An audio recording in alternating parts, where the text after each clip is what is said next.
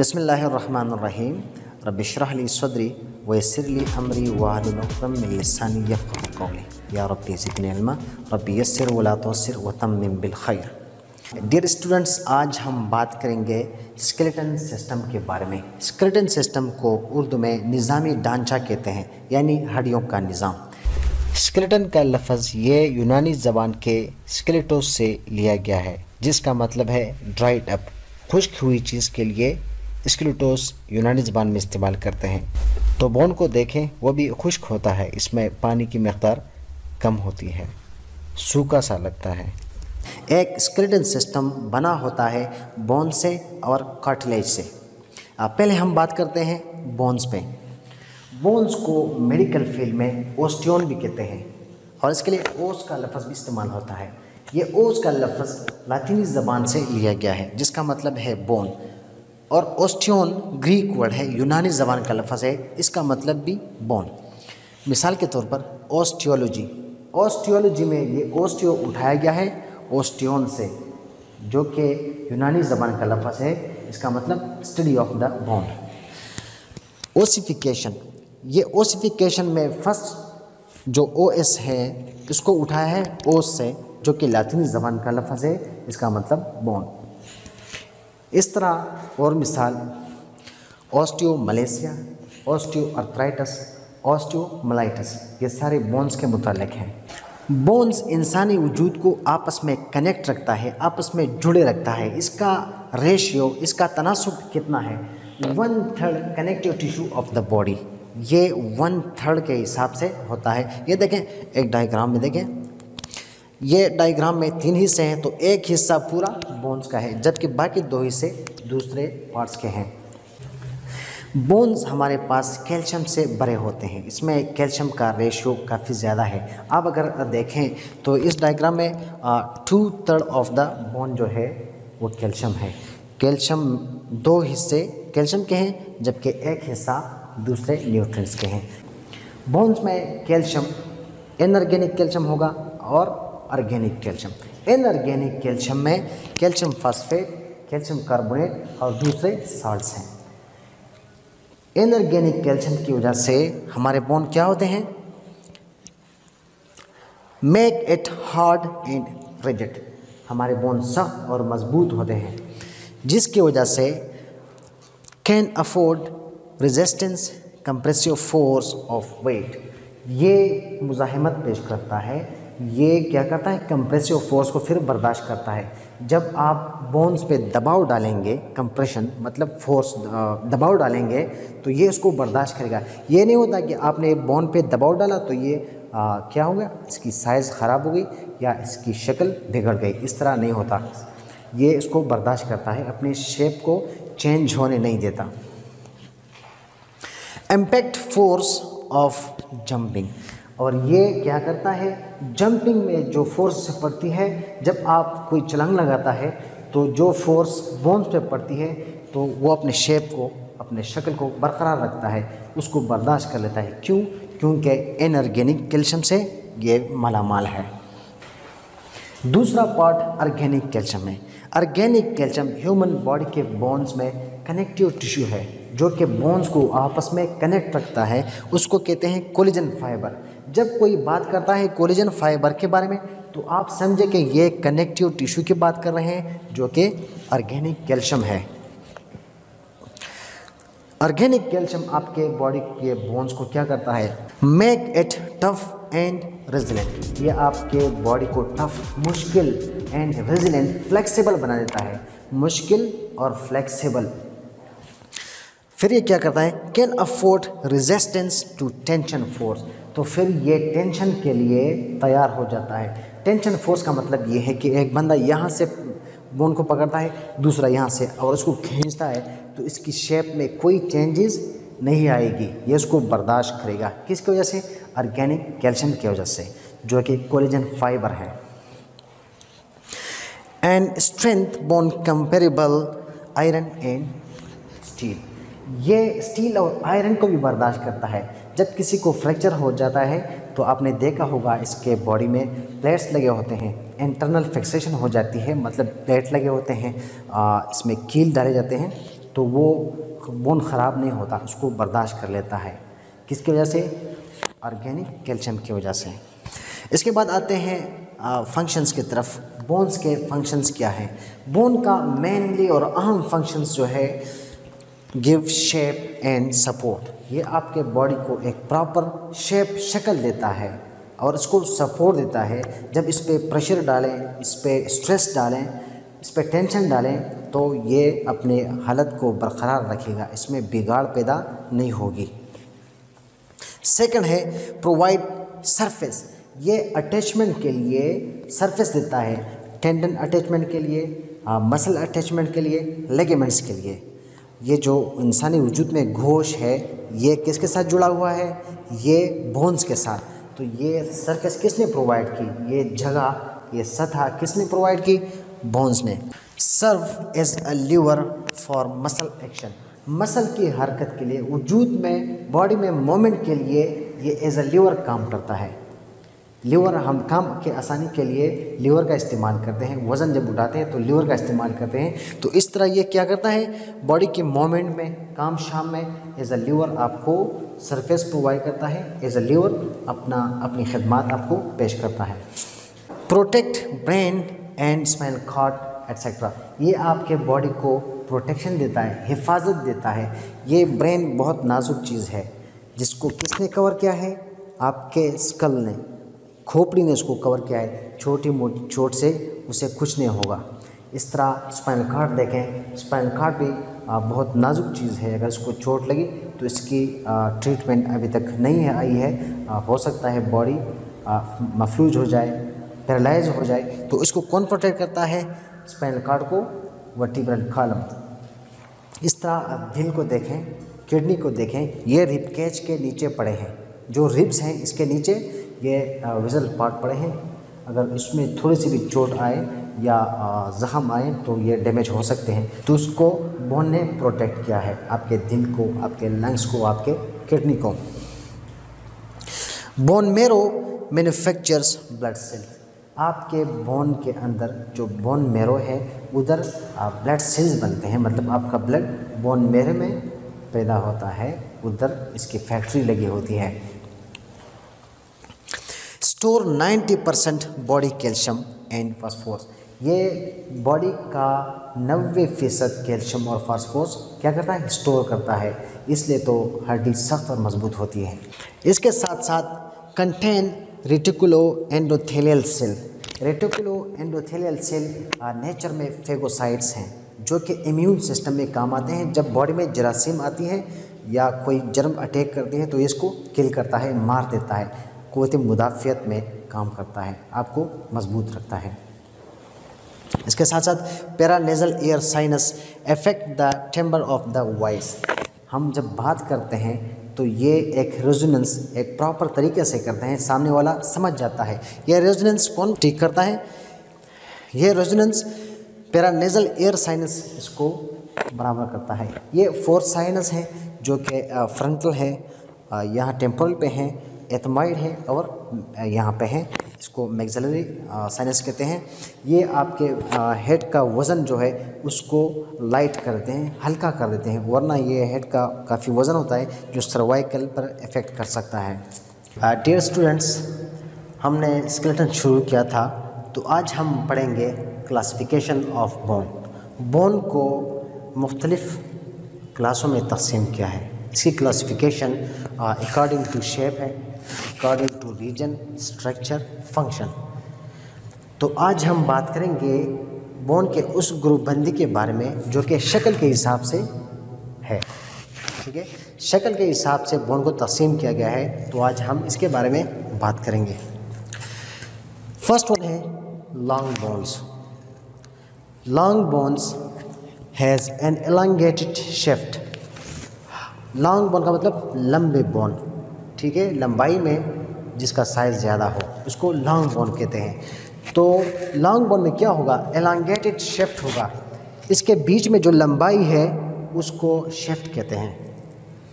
शेफ्ट को medical field में डायाफेसिस भी कहते हैं। एंड 2 एक्सपेंडेड एंड्स, और 2 फैले हुए खुले हिस्से होते हैं उसको कहते हैं एपीफेसिस। मतलब एक लॉन्ग बोन में क्या क्या होगा, एक तो लंबा हिस्सा होगा और दो फैले हुए सिरे होंगे। तो इस लंबाई वाले हिस्से को कहते हैं डायाफेसिस और इस एंडिंग पॉइंट को क्या कहते हैं, एपीफेसिस। मिसाल के तौर पर ये बोन है, ठीक है, तो ये खुला हुआ जगह है, ये इसकी ये सरफेस देखें, ये लंबाई में ज़्यादा है, ठीक है, तो इस लंबाई में जो ज़्यादा है इसको कहते हैं डायाफेसिस। और जो दोनों एंडिंग पॉइंट है, एक सिरा ये है और एक सिरा ये है, तो ये थोड़ा बड़े हैं, देखें, उसको कहते हैं एपीफेसिस। Shaft has 3 surfaces. एक शिफ्ट में मतलब इस दरमियानी वाले हिस्से में, जिसे डायाफेसिस भी कहते हैं, इसमें क्या होगा, 3 सरफेसेस होंगे, इसके 3 अतराफ होंगे, ठीक है, सेपरेटेड बाय 3 बॉर्डर्स। और जो 3 सरफेसेस हैं उसको अलग कौन करता है, 3 बॉर्डर्स के थ्रू अलग होते हैं। हर एक सरफेस के लिए एक बॉर्डर है, ठीक है, तो उसको क्या कहते हैं, सेपरेटेड बाय 3 बॉर्डर्स।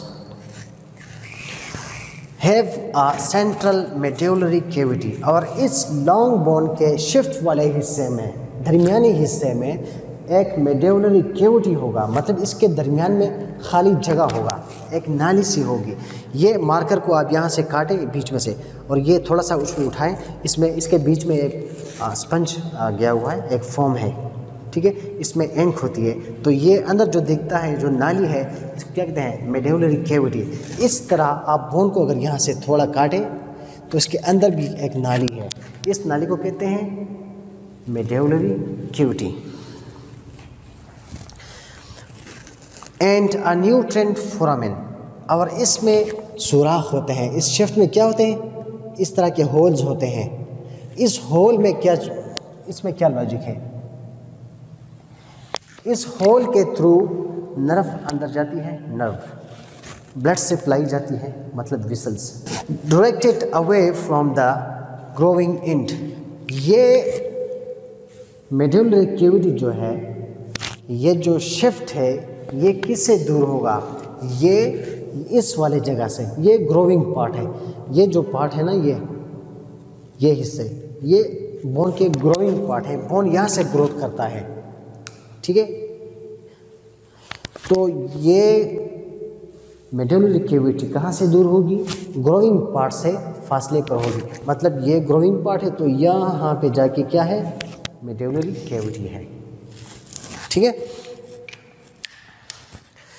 इसके बाद उसको एक लॉन्ग बोन को 3 हिस्सों में तकसीम किया गया है। फर्स्ट वन है टिपिकल लॉन्ग बोन। आम तौर पर जो लॉन्ग बोन है, ठीक है, ये ह्यूमरस हो गया, ये अल्ना हो गया, रेडियस हो गया, फीमर हो गया, ठीक है, ये लॉन्ग बोन है। आम तौर पर जो लॉन्ग बोन है इसको कहते हैं typical long bone. Second number पे आता है मिनिएचर लॉन्ग बोन्स। मिनी का मतलब छोटा, ये एक लॉन्ग बोन्स है, ठीक है, तो ये क्या है, मिनिएचर लॉन्ग बोन है। ये टिपिकल लॉन्ग बोन है, आमतौर पर जो बड़े बोन है, और ये मिनिएचर लॉन्ग बोन है, ठीक है। मिनिएचर लॉन्ग बोन में सिर्फ एपीफेसिस होगा, एपीफेसिस। ये देखें, ये एपीफेसिस है, ये दोनों सिरे क्या है, तो बीच में जो लंबा सा जगह है इसको कहते हैं शिफ्ट या डायाफेसिस। एक मिनिएचर में, एक छोटे बोन में ये शिफ्ट नहीं होता, ये बीच वाला हिस्सा नहीं होता, सिर्फ एपीफेसिस होते हैं क्योंकि इसका साइज़ छोटा होता है। देखें इसकी मिसाल metacarpals, metatarsals and flanges. Metacarpals यहाँ पे होते हैं आपके हैंड में, ठीक है, और फ्लेंजेस ये हैं। ये मेटाकार्पल बोन जो हैं ये इस तरह छोटे छोटे हैं, इसमें क्या नहीं होगा, इसमें डायाफेसिस यानी कि शिफ्ट नहीं होगा, और सिर्फ क्या होगा, सिर्फ और सिर्फ एपीफेसिस होगा। मेटाटार्सल, जिस तरह हाथों की ये उंगलियां हैं, इसमें जो बोन्स हैं, ठीक है, मेटाटार्सल इस तरह पाँव में है, इसको मेटाकार्पल कहते हैं और पाँव को मेटाटार्सल, और फ्लेंजेस उंगलियों के बोन कहते हैं। इसके बाद आता है मॉडिफाइड। मॉडिफाइड का मतलब कुछ तब्दीली इसमें है, कुछ तगय्युरात इसमें है, ठीक है, चेंज, इसमें कुछ चेंज है। Long bones, modified long bones यानी कि हैव नो मेडुलरी कैविटी। ये बोन लॉन्ग तो होते हैं लेकिन इसमें मेडुलरी कैविटी नहीं होती, मतलब ये जो बीच में जो जगह था हमने बताया वो जगह इसमें नहीं होगा। ठीक है, इसका मिसाल क्या है, क्लेविकल है, ये जो ब्यूटी बोन भी कहते हैं, इसको कलर बोन भी कहते हैं। तो ये बोन जो है, ठीक है, ये क्या है, ये आपका मॉडिफाइड लॉन्ग बोन है। इस तरह वर्टिब्रा में जो बोन है वो भी मॉडिफाइड है, इसमें भी क्या नहीं होती, मेडुलरी कैविटी नहीं होती। लॉन्ग बोन के बाद बारी आती है शॉर्ट बोन की। शॉर्ट बोन के नाम से पता चलता है कि छोटे छोटे bone. Shape as usually cuboid, इसका शक्ल आमतौर पर क्यूबॉइड जैसा होगा, ठीक है, कोनिफॉर्म जैसा होगा। ये क्यूबॉइड का मतलब क्या है, मतलब एक ऐसा शक्ल जिसमें 6 डायरेक्शन हो, जिसके 6 अतराफ हों। मिसाल के तौर पर ये डब्बा देखिए, ये डब्बे के कितने अतराफ हैं, 1 2 3 4 5 6, तो इसको क्यूबॉइड कहते हैं। ऐसा बोन जिसके 6 फेसेस हों, 6 फेसेस, ठीक है, उसको कहते हैं क्यूबॉइड। ये क्यूबॉइड बोन हमारे पास कहाँ होते हैं, ये क्यूबॉइड बोन हमारे फुट में होते हैं। फुट में जो 7 बोन है टॉर्सल के, इसमें लेटरल साइड पे 3 बोन किसके हैं, 3 बोन हैं क्यूबॉइड के। फर्स्ट बोन को कहते हैं मीडियल या फर्स्ट क्यूबॉइड बोन, ठीक है। सेकंड बोन को कहते हैं इंटरमीडिएट क्यूबॉइड और थर्ड को लेटरल बोन कहते हैं, ठीक है। तो ये क्यूबॉइड जिसके 6 अतराफ हों। कोनिफॉर्म एक ऐसे बोन कहते हैं जिसमें वो इसका शक्ल कुछ इस तरह होता है, इसमें एक वेज होगा, ठीक है, एक नुकीला जगह होगा, तो इसको कहते हैं कोनिफॉर्म बोन। ट्रिपज़ॉइड और स्केफॉइड इसके एग्जाम्पल हैं। Example tarsal and carpal. Tarsal मैंने बताया ना, फुट में 7 बोन्स हैं, 7 बोन में से 3 बोन जो हैं क्यूबॉइड के हैं, ठीक है। और कार्पल हमारे रेस्ट में पाए जाते हैं, हैंड में, ठीक है। तो यहाँ पे जो बोन है ये क्या है, ट्रिपज़ॉइड बोन, स्केफॉइड बोन है, ठीक है। शॉर्ट बोन के बाद बारी आती है 3rd नंबर पे फ्लैट बोन की। फ्लैट बोन ऐसे बोन को कहते हैं जिसका दरमियानी हिस्सा हमवार हो, फ्लैट हो, ठीक है, और उसके साइड थोड़े ऊपर हो। रिजेंबल शैलो प्लेट, ठीक है। एग्जाम्पल जो है वोल्ट और स्कल। स्कल का जो वोल्ट है ये इसका एग्जाम्पल है। ये देखें, ये स्कल है, अंदर से जगह खाली है, ठीक है, और बाहर से इस तरह है, तो इसको कहते हैं flat bone. Ribs, sternum, ribs को देखो और स्टर्नम को, ये फ्लैट बोन के एग्जाम्पल्स हैं। 4थे नंबर पे आते हैं इर्रेगुलर बोन्स। वो बोन जिसका कोई प्रॉपर शक्ल ना हो, कोई ख़ास शेप ना हो, उसको इर्रेगुलर बोन कहते हैं। ये वर्टिब्रा है, अगर आप स्पाइन से एक वर्टिब्रा उठाएं तो इसका कोई प्रॉपर शेप नहीं है, एक बोन इस तरह गया है, एक इस तरह गया है, एक इस तरह, तो कोई प्रॉपर शेप नहीं है, ठीक है। हिप बोन आप उठा के देखें, उसका भी कोई प्रॉपर शेप नहीं है। Base of the skull, skull का जो बेस है, स्कल को उल्टा करके देखें तो बेस आपको नज़र आएगा, वो भी कोई प्रॉपर शेप नहीं, इर्रेगुलर है। इसके बाद है pneumatic bone. Pneumatic bone certain irregular bones, ये भी ख़ास इर्रेगुलर बोन हैं जो कि क्या कहते हैं, कंटेन लार्ज एयर स्पेस। इसमें एयर स्पेस होते हैं, ऐसे जगह होते हैं जहाँ पे हवा होती है, ठीक है। Covered by epithelium tissue, epithelium tissue इसको कवर करती है। यह एयर स्पेस की वजह से हमारे स्कल्प में क्या होता है, नमी रहती है, ठीक है। अगर ये नमी ना होती तो ब्लीडिंग का ख़तरा होता था। और ये जो वॉइस का जो रेजोनेंस है, ठीक है, ये भी एयर स्पेस की बदौलत बराबर है। अगर ये एयर स्पेस ना होते तो हम इस अंदाज से बात नहीं कर सकते थे। और ये एयर स्पेस आपके हेड का जो वज़न है उसको लाइट बना देती है। एक इंसान में एवरेज जो है 4.5 kg इसका हेड का वज़न होता है, लेकिन इस एयर स्पेस की वजह से, न्यूमेटिक बोन की वजह से ये हमें हल्का महसूस होता है। मिसाल के तौर पर मैग्जिला है, एथमॉइड है, हायोइड है, तो ये एयर स्पेस बोन है। इसके बाद 7 नंबर पे आता है, इसके बाद 6 नंबर पे आता है सिसमॉइड बोन। ये हमारे पास स्मॉल राउंड बोन्स होते हैं जो कि टेंडन में या जॉइंट में छुपे हुए होते हैं, एम्बेडेड होते हैं, ठीक है। Related to articular and non articular bony surface. इसका काम, इसका ताल्लुक़ आर्टिकुलर सरफेस के साथ होता है और कभी कभार आर्टिकुलर सरफेस से हटकर भी होता है। जहाँ पे मसल अटैच होता है, जहाँ पे टेंडन अटैचमेंट होती है, तो ये बोन उधर होता है, टेंडन में या जॉइंट में छुपा होता है। And surfaces of contact covered by hyaline cartilage. इसका जो सरफेस है, जो आर्टिकुलेशन सरफेस ऑफ कॉन्टैक्ट में होता है, उसको कौन कवर करता है? Hyaline cartilage. हाइलिन कार्टिलेज उसको कवर करता है किस पॉइंट पे? आर्टिकुलर पॉइंट पे, ठीक है। जो सरफेस के साथ कांटेक्ट में है तो उसको ये कवर करता है।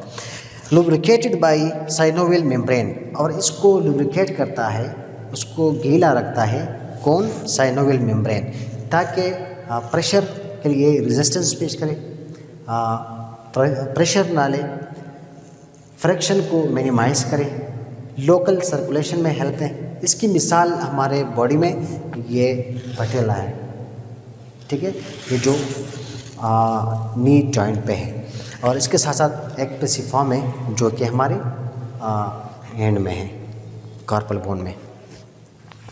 इसके बाद आते हैं 7 नंबर पे एक्सेसरी बोन है। एक्सेसरी बोन हर एक में नहीं होता, ये कभी कभी एबनॉर्मल डेवलपमेंट होती है। एक ऐसा बोन जो एबनॉर्मली ग्रो करे उसको एक्सेसरी बोन कहते हैं। एक्स्ट्रा बोन और पीस ऑफ कार्टिलेज, ठीक है, ये क्या होता है? Not always present, develop abnormally.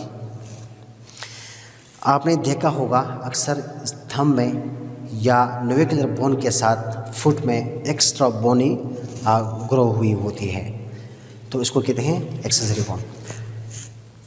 Last one है यानी कि 8 नंबर पे हेटरोट्रॉपिक बोन। ये वही बोन्स होते हैं जो कभी कभार सॉफ्ट टिश्यू में पैदा होते हैं, डेवलप होते हैं, ठीक है, यानी मसल में, टेंडन में। अक्सर इस तरह भी होता है कि ट्रॉमेटिक ब्रेन इंजरी में इंजरी के बाद ये बोन सॉफ्ट टिश्यू में डेवलप होते हैं, या टोटल नी आर्थोप्लास्टी में या टोटल हिप आर्थोप्लास्टी के बाद ये बोन डेवलप होते हैं एबनॉर्मली। डियर स्टूडेंट्स, हमने लास्ट क्लास लिया था about classification of bone according to shape. शक्ल के लिहाज से बोन को किस तरह डिवाइड किया गया है वो क्लास हो चुकी है। आज हम बात करेंगे डेवलपमेंटल क्लासिफिकेशन ऑफ बोन, यानी कि एक बोन बनता किस तरह है। बोन बनने के अमल को, एक बोन की पैदाइश किस तरह होती है, ग्रोथ किस तरह होती है, स्टार्ट किस तरह लेता है, बनना किस तरह शुरू होता है, इसको कहते हैं ओसिफिकेशन।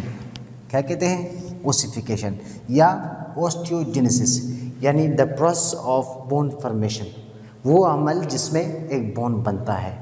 ये ओसिफिकेशन, ये ऑस्टियोजेनेसिस कब शुरू होती है? जब एम्ब्रियो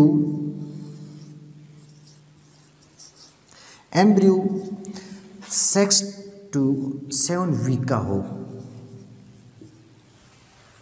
6 से 7 हफ्तों का एम्ब्रियो हो, तो इसमें ये ओसिफिकेशन, ये डेवलपमेंट शुरू हो जाती है, ठीक है, और ये बरकरार रहती है until age of 20 to 25 year. ये 20 से 25 साल तक की उम्र तक ये सिलसिला चलता रहता है। एक बोन बनने का जो अमल है वो 2 तरीक़ों से होता है। एक को कहते हैं इंट्रा मेम्ब्रेनियस ओसिफिकेशन। इंट्रा, देखिए intra membranous ossification.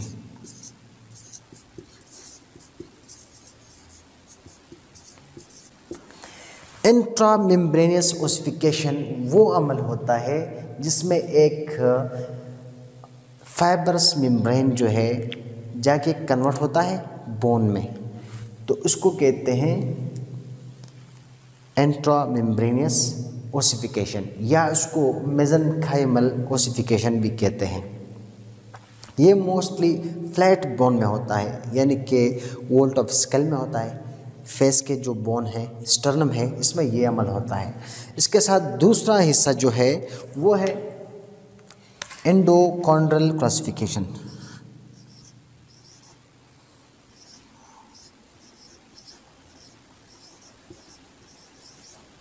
Endochondral ossification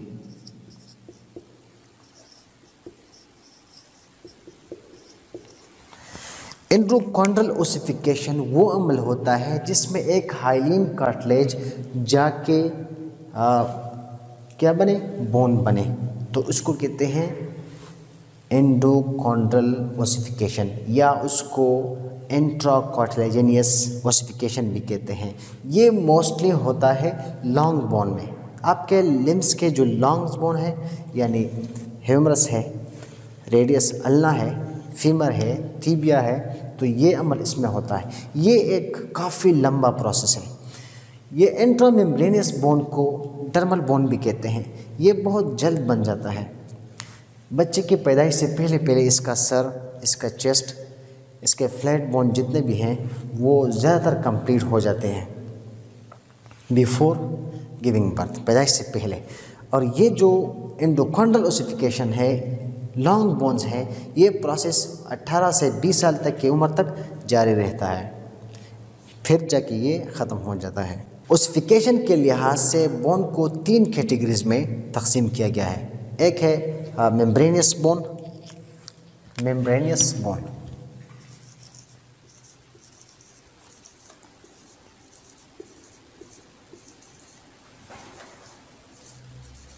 membranosus bone. Second one है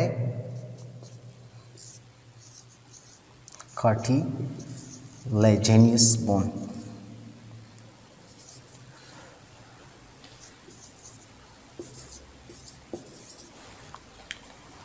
थर्ड वन है ब्रेनो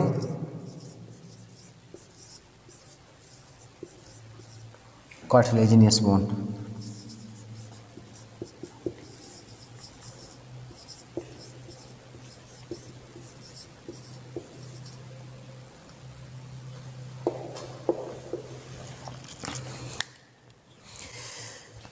एक बोन हमारे पास बनता है मेसेनकाइमल सेल से। कौन से सेल से? Mesenchymal cell.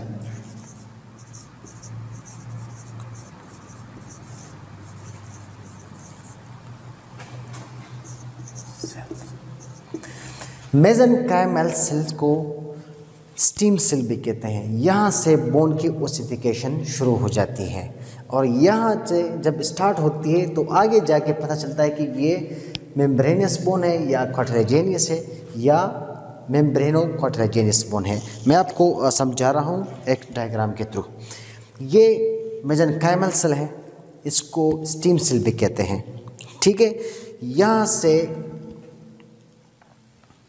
एक बोन अभी बन रहा है। ठीक है, जब ये मेसेनकाइमल सेल आके जाके ऑस्टियोब्लास्ट सेल बनाएगा osteoblast.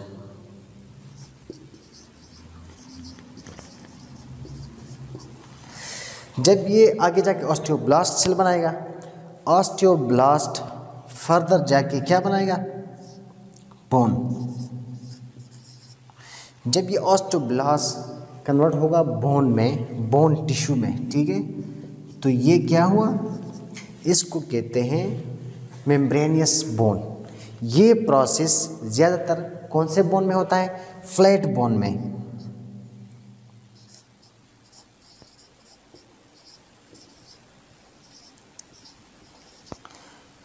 Flat bone for example skull, sternum etcetera. ये अमल काफ़ी तेज़ होता है, बच्चे के पैदाइश से पहले पहले ये बोन बन जाते हैं, ठीक है। और जब ये मेसेंकाइमल सेल ओसिफाई करेगा क्या चीज़, chondroblast cell, chondroblast cell.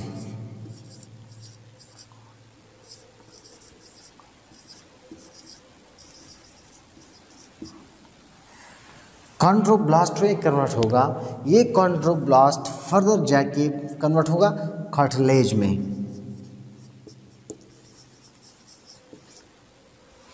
Cartilage में तो इसको कहते हैं कार्टिलेजिनियस बोन, यानी कि कार्टिलेजिनियस एंडोकॉन्ड्रल क्लास ओसिफिकेशन, ठीक है। ये कार्टिलेज बाद में जाके काफ़ी वक्त बाद किस में तब्दील होगा, बोन में। इस प्रोसेस को क्या कहते हैं, एंडोकॉन्ड्रल ओसिफिकेशन। और इसको क्या कहते हैं, ऑस्टियोब्लास्ट वाला जो साइड है इसको कहते हैं मेम्ब्रेनियस या इंट्रा मेम्ब्रेनियस ओसिफिकेशन, ठीक है। जब एक मेसेंकाइमल सेल ऑस्टियोब्लास्ट सेल भी बनाएगा, ऑस्टियोब्लास्ट, ठीक है, और इसके साथ साथ क्या बनेगा, कॉन्ड्रोब्लास्ट सेल। तो इन दोनों के नतीजे में जो बोन बनेगा उसको क्या कहते हैं, उसको कहते हैं कार्टिलेज, मेम्ब्रेनो कार्टिलेजिनियस बोन या मेम्ब्रेनो कार्टिलेजिनियस ओसिफिकेशन, ठीक है। इसका मिसाल क्लेविकल है। क्लेविकल बोन जो हमारा यहाँ पे जो बोन है क्लेविकल बोन, उसकी एग्जांपल क्या है, ये एग्जांपल है मेम्ब्रेनो कार्टिलेजिनियस बोन की। इस तरह से बोन की क्लासिफिकेशन होती है। ये देखें मिसाल के तौर पर, ये एक मेसेंकाइमल सेल है, ठीक है, क्या है, मेसेंकाइमल सेल। ये मेसेंकाइमल सेल फर्दर जाके किस में कन्वर्ट हुआ, ऑस्टियोब्लास्ट में, ठीक है। ये ऑस्टियोब्लास्ट आगे जाके कन्वर्ट हुआ बोन में, ठीक है, बोन में। तो उसको कहते हैं मेम्ब्रेनियस बोन या मेम्ब्रेनियस ओसिफिकेशन। इस बोन को क्या कहते हैं, मेम्ब्रेनियस बोन। इस प्रोसेस को क्या कहते हैं, इस अमल को क्या कहते हैं, मेम्ब्रेनियस इंट्रा मेम्ब्रेनियस ओसिफिकेशन, ठीक है। जब यही ऑस्टियोब्लास्ट सेल यही मेसेंकाइमल सेल, ठीक है, आगे जाके कन्वर्ट हो जाए किसमें, कॉन्ड्रोब्लास्ट सेल में, कॉन्ड्रोब्लास्ट सेल में, ठीक है।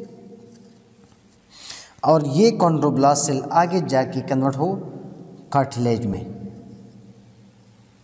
ठीक है। ये कार्टिलेज बाद में जाके कन्वर्ट हो किसमें, बोन में। तो इसको कहते हैं इंट्रा कार्टिलेजिनियस ओसिफिकेशन या एंडोकॉन्ड्रल ओसिफिकेशन। और उस बोन को क्या कहते हैं, कार्टिलेजिनियस बोन, ठीक है। और जब ये मेसेंकाइमल सेल क्या बनाएगा, ऑस्टियोब्लास्ट सेल बनाएगा, ठीक है, ऑस्टियोब्लास्ट, और कॉन्ड्रोब्लास्ट भी बनाएगा। इन दोनों के नतीजे में मतलब ये बोन आधा मेम्ब्रेनियस बोन होगा, आधा कार्टिलेजिनियस बोन होगा। तो इसको कहते हैं मेम्ब्रेनो कार्टिलेजिनियस बोन। इस अमल को कहते हैं, इस प्रोसेस को कहते हैं मेम्ब्रेनो कार्टिलेजिनियस ओसिफिकेशन, ठीक है, ओसिफिकेशन। उम्मीद रखता हूँ बात समझ आई होगी। तो आज हम बात करेंगे classification of bone according to region, region wise जो तकसीम हुई है, क्लासिफाई किया है बोन्स को। तो आज हम इस पर बात करेंगे। ह्यूमन स्केलेटन को दो ग्रुप में तकसीम किया गया है रीजन वाइज, ठीक है। फर्स्ट वन है एक्सियल। एक्सियल का मतलब रिलेटिंग टू द सेंटर या situated and centre of the human body, ठीक है, वो बोन्स जिसका ताल्लुक सेंटर ऑफ द बॉडी के साथ हो। एक्सेल में क्या आता है, ह्यूमन स्कल आता है। स्कल के जितने बोन्स हैं, ये फेशियल बोन्स हैं, ये सारे बोन्स, ठीक है, ये सारे के सारे किस में आते हैं, एक्सियल में आते हैं, ठीक है, एक्सियल क्लासिफिकेशन में। स्कल के बाद ये ह्यूमन का जो स्पाइन है, ठीक है, वर्टिब्रल कॉलम, ये बेस ऑफ स्कल से निकला है और यहाँ पे एंड हुआ है। ये सारा कॉलम एक्सियल स्केलेटन में आता है, ठीक है। इसके बाद ये जो रिबकेज है, ठीक है, ये रिब्स हैं, ये सारा थोरसिक रीजन जो है, ये रिबकेज, ये भी एक्सियल स्केलेटन में रखा गया है। एक्सियल स्केलेटन के बाद आते हैं एपेंडिकुलर स्केलेटन। एपेंडिकुलर स्केलेटन का मतलब relating to extremities, upper extremity, lower extremity, यानी कि अपर लिम्ब और लोअर लिम्ब के बोन्स को एपेंडिकुलर स्केलेटन में रखा गया है, ठीक है। इसको फिर फर्दर 2 क्लासों में तकसीम किया गया है।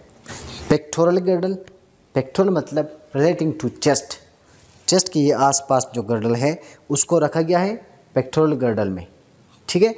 और पेल्विस गर्डल, पेक्टोरल गर्डल मतलब रिलेटिंग टू चेस्ट, ये बना है क्लेविकल बोन से और स्केपुला से। ये पेक्टोरल गर्डल किससे बना है, ये क्लेविकल है, ये स्केपुला है, इससे पेक्टोरल गर्डल बना है।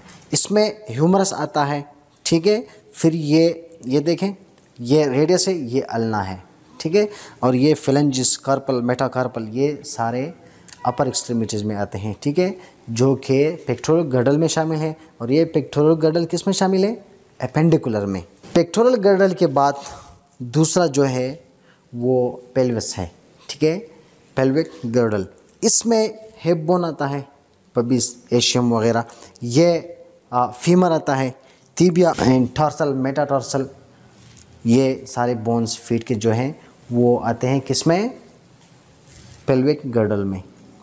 सिंपल बात यह है कि रीजन वाइज जो क्लासिफिकेशन ऑफ बोन हुई है वो 2 ग्रुप में तकसीम किया गया है, ठीक है। एक है एक्सियल जिसमें आपका स्कल आता है, वर्टिब्रल कॉलम आता है और ये रिबकेज आता है। दूसरा क्लास जो है वो एपेंडिकुलर है। एपेंडिकुलर मतलब relating to limbs, upper limb, lower limb. Upper limb ये हाथ के जितने भी बोन्स हैं, ठीक है, ये क्लेविकल जो है, ये स्केपुला है, इसके साथ साथ लोअर लिम्ब के जितने बोन हैं, ये पेल्विक, ये फीमर, टीबिया, फेबुला, ठीक है, और ये फीट के सारे बोन, ये एपेंडिकुलर बोन में आते हैं। तो आज के लिए यही काफ़ी है। तो आज हम बात करेंगे structural classification of bone. Structural classification का मतलब ये है कि हम इसका स्ट्रक्चर देखेंगे, स्ट्रक्चरल वाइज इसकी क्लासिफिकेशन हुई है। बोन को स्ट्रक्चरली 2 क्लासों में तकसीम किया गया है। फर्स्ट वन है मैक्रोस्कोपिकली और सेकंड है माइक्रोस्कोपिकली। पहले हम डिस्कस करेंगे मैक्रोस्कोपिकली। मैक्रोस्कोपिकली बोन या तो कॉम्पैक्ट हो सकता है या कैंसलस जिसे स्पंजी बोन भी कहते हैं, ठीक है। कॉम्पैक्ट बोन देखें, as dense and structure like ivory, इसके सेल्स, इसके सब्सटेंसेस क्लोजली पैक्ड होंगे, आपस में जुड़े हुए होंगे, मतलब ये मजबूत होगा। लाइक आइवरी, जिस तरह के हाथी के दांत होते हैं, जिस तरह के हाथी के दांत, बट एक्सट्रीमली पोरस, लेकिन इसमें हाईली क्या है, इसमें काफ़ी मकदार में होल्स हैं, ठीक है, सुराख हैं। And makes up 80% of human skeleton, ये आपके स्केलेटन का 80% एरिया कवर करता है कॉम्पैक्ट बोन। इस कॉम्पैक्ट बोन के अंदर कुछ अनफील्ड एरिया होगा, कुछ खाली जगह होंगे, उसे कहते हैं लकीना। क्या कहते हैं, लकीना। लकीना के अंदर क्या होता है, बोन सेल्स होते हैं। बोन सेल्स को क्या कहते हैं, ऑस्टियोसाइट्स। कुछ खाली जगह होंगे कॉम्पैक्ट बोन में और इसको कहते हैं लकीना। इस लकीना के अंदर क्या होता है, बोन सेल्स। बोन सेल्स को क्या कहते हैं, ऑस्टियोसाइट्स।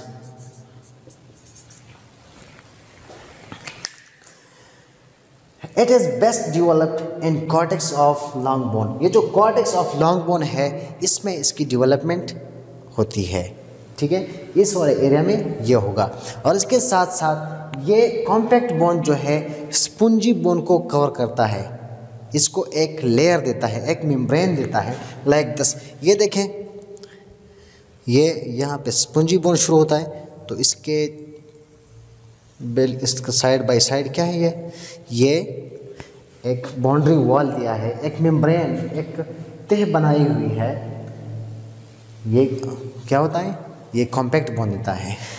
इस कॉम्पैक्ट बोन के अंदर कुछ इंटरकनेक्टिंग वस्कुलर कैनाल होते हैं, एक सीरीज ऑफ, इस कॉम्पैक्ट बोन के अंदर एक सीरीज ऑफ ट्यूब्स होते हैं जिसे हेवर्जन सिस्टम कहते हैं। हेवर्जन सिस्टम मतलब ये बोन्स हैं तो इसके बीच में कुछ इस तरह के ट्यूब्स हैं, ठीक है। इस ट्यूब्स के अंदर ब्लड वेसल मूव करती है और नर्व मूव करती है, तो ये इसको घेर लेता है, कवर करता है। इसको क्या कहते हैं, इसको कहते हैं हेवर्जन सिस्टम। ये कॉम्पैक्ट बोन में होता है। कॉम्पैक्ट बोन के बाद बात करते हैं cancellous bone.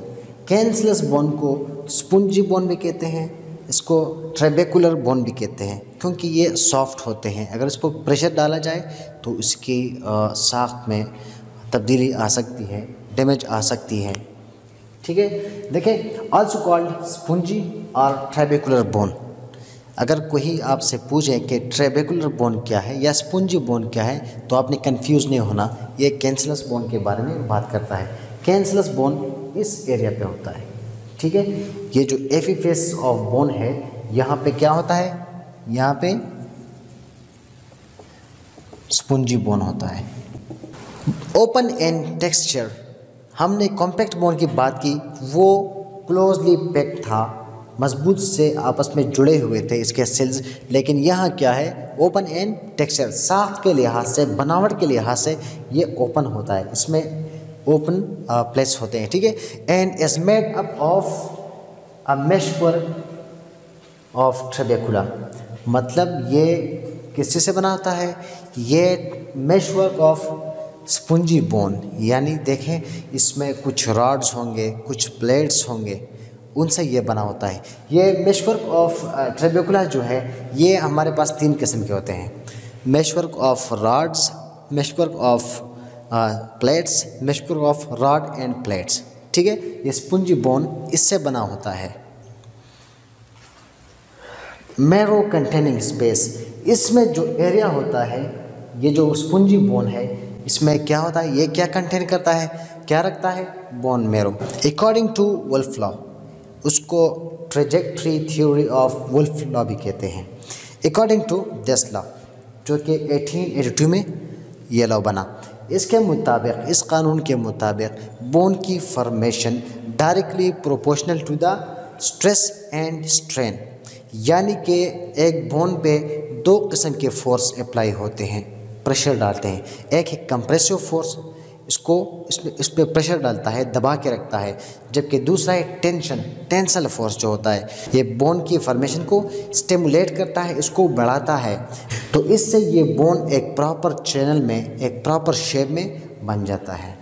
Compact bone and cancellous bone का अब कंपैरिजन करते हैं, मवाजना करते हैं कि फ़र्क क्या है इसमें। देखें, कॉम्पैक्ट बोन, इसकी लोकेशन ये कहाँ पे होती है, shift of long bone. Long bone का जो शिफ्ट होता है, मतलब एक लॉन्ग बोन का दरमियानी हिस्सा, मिसाल के तौर पर ये आपके बॉडी का क्या है, लॉन्ग बोन है, ठीक है। तो इसका ये दरमियानी हिस्सा, इसको क्या कहते हैं, शेफ्ट, जहाँ पे मेडुलरी कैविटी होती है, इस शेफ्ट में क्या होगा, कॉम्पैक्ट बोन होता है। तो कैंसलस बोन की लोकेशन देखें, epiphysis of long bone, epiphysis इसको कहते हैं, इस हिस्से को, ये एपिफेस से, ठीक है, ये जहाँ पे स्पंजी बोन होता है ये एपिफेस से, इस एपिफेसिस में कैंसलस बोन होता है, ठीक है, स्पंजी बोन होता है, ट्रेबेकुलर बोन होता है, ठीक है। लेमिला, ये क्या होता है, प्लेट ऑफ बोन टिश्यू, ठीक है, या आप इसको मेम्ब्रेन भी कह सकते हैं। ठीक है, layer of thin layer of membrane. ठीक है, ये अरेंज होता है हेवर्जन सिस्टम। हेवर्जन सिस्टम हमने बताया कि ये एक सीरीज़ ऑफ ट्यूब्स होते हैं, कैनाल्स होते हैं, जिसके बीच में क्या मूव करता है, नर्व और ब्लड वेसल्स मूव करते हैं। ठीक है, ब्लड वेसल के जो इर्द गिर्द जो कवर होता है उसको क्या कहते हैं, हेवर्जन सिस्टम। ठीक है, ये एक इंटरकनेक्टिंग वस्कुलर कैनाल है। Arrange in meshwork. Meshwork rods और प्लेट के सूरत में इसकी अरेंजमेंट होती है, जबकि इसकी किस तरह होती है, हेवर्जन सिस्टम। इसमें रॉड्स एंड प्लेट्स होते हैं। जैसा कि हमने बताया कि मेशवर्क प्राइमरी 3 टाइप्स हैं, रॉड्स हैं, प्लेट्स हैं, रॉड्स एंड प्लेट्स हैं। ठीक है, bone marrow. Compact bone marrow होता है येलो या रेड। ये रेड कब होता है, येलो कब होता है? देखें, येलो आफ्टर प्यूबर्टी यानी बुलूगत के बाद इसमें क्या होता है, इसमें फैट स्टोर होती है। फैट की वजह से इसका रंग येलो दिखता है। ठीक है, और प्यूबर्टी से पहले यानी बुलूगत से पहले बच्चों में ये रेड होता है। बोन मैरो किस तरह होता है, रेड होता है। अब देखिए, कैंसरस बोन में रेड ही होगा, all over all the time ये क्या होगा, रेड होगा। ये प्रोड्यूस करता है आरबीसीज, डब्ल्यूबीसीज और प्लेटलेट्स, मतलब खून ये बनाता है। ठीक है, नेचर, इसकी फितरत क्या होगी, ये हार्ड होगा। हमने बताया ना, हार्ड लाइक एवरी, जिस तरह के हाथी के दांत होते हैं ये उस तरह सख्त होगा। ठीक है, और ये क्या है, सॉफ्ट है, स्पंजी है। इसको ट्रेबेकुलर भी कहते हैं, इसको कैंसरस भी कहते हैं। हमने मैक्रोस्कोपिकली डिफाइन किया बोन को, जबकि अब बात करते हैं माइक्रोस्कोपिकली। माइक्रोस्कोपिकली अगर आप बोन को देखें तो उसके 5 मेन हिस्से होते हैं। उसको 5 ग्रुपों में तकसीम किया है, 5 कैटेगरीज में। ठीक है, फर्स्ट वन है लेमिलर बोन, सेकंड वन है woven bone, third one fibrous, dentine and cement bone. ठीक है, लेमिलर बोन हमने बात की थी कि ये लेमिला थिन प्लेट होती है ऑफ बोन टिश्यू। ठीक है, most of mature bone like compact bone, cancerous bone, ये क्या होता है, ये लेमिलर बोन जो है ये क्या होता है, मोस्टली मैच्योर बोन होता है, यानी कि कॉम्पैक्ट बोन, कैंसरस बोन होता है। ठीक है, इसके साथ साथ composed of thin plate of bony tissue. ये किससे बना होता है, बोनी टिश्यू जो क्या होती है, थिन प्लेट, एक लेयर होती है, एक मेम्ब्रेन होती है, थिन मेम्ब्रेन होती है। ठीक है, ये इससे बना होता है। Arrange in piles in cancerous bone. Cancerous bone में ये लेमिला किस तरह होगा, पाइल्स में होगा, अक्यूमुलेटिव होगा। ठीक है, एक जगह होगा। ठीक है, and concentric cylinders and compact bone. और कॉम्पैक्ट बोन में ये हेवर्जन स्टाइल में होगा। ठीक है, जिस तरह हमने बात की थी कि इस तरह के कैनाल्स हैं, लाइक इस तरह होगा। कैंसरस बोन में किस तरह होगा, कैंसरस बोन में ये होगा यूं। ठीक है, यूं पाइल्स। ठीक है, अच्छा आगे चलते हैं। वॉविन बोन, सेकंड नंबर पे वॉविन बोन है, सीन एंड फीटल। यह बच्चों में होता है, पैदाइश से पहले जो फीटल होता है इसमें होता है। ठीक है, ये बहुत कमज़ोर होता है, इसकी रिपेयरिंग भी जल्दी हो जाती है। इसके बाद है fibrous bone. Fibrous bone found in young fetal. ठीक है, फीटल के बाद जब यंग फीटल आता है तो इसमें फाइब्रस बोन पाया जाता है। फोर्थ वन और 5th one dentine and cement bone, जो कि ह्यूमन टीथ में पाए जाते हैं। ठीक है, ये था माइक्रोस्कोपिकली क्लासिफिकेशन ऑफ बोन। आज हम बात करेंगे gross structure of long bone. एक लॉन्ग बोन का ग्रॉस स्ट्रक्चर स्टडी करेंगे, मतलब ये कि हम नेकेड आई से इसके एग्जामिनेशन करेंगे। अपनी आंखों से जब लॉन्ग बोन को हम देखेंगे तो हमें इसमें कौन कौन से फीचर नज़र आएंगे। देखें, एक लॉन्ग बोन में हमने बात की थी कि 2 एंड होते हैं। ठीक है, 2 एंड, और इसके साथ साथ